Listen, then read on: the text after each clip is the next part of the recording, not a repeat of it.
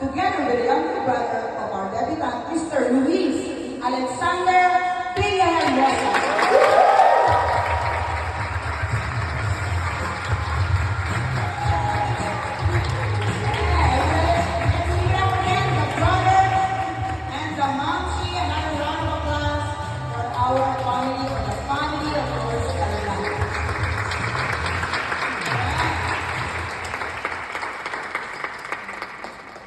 And many birthday marks the transition of the life stage of a person from youth to young adult.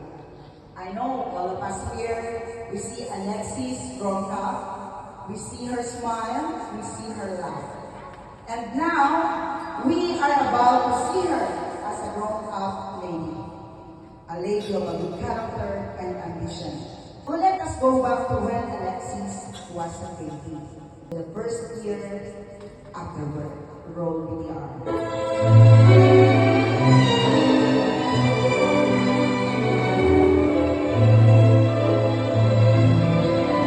Every person is going to have to go through a metamorphosis like a caterpillar, transforming into a butterfly.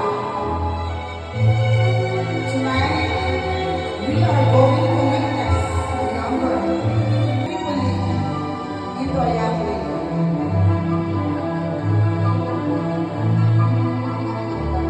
So here everybody, let's see how well our debutant has changed.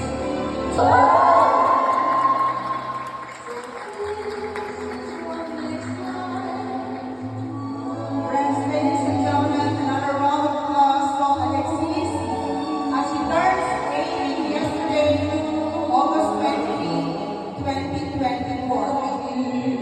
You are indeed a beautiful lady. Alexis, please be on the stage now.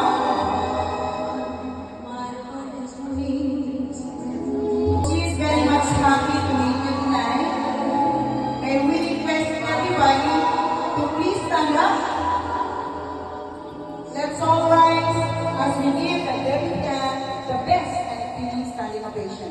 Ladies and gentlemen, it is my honor once again to give you now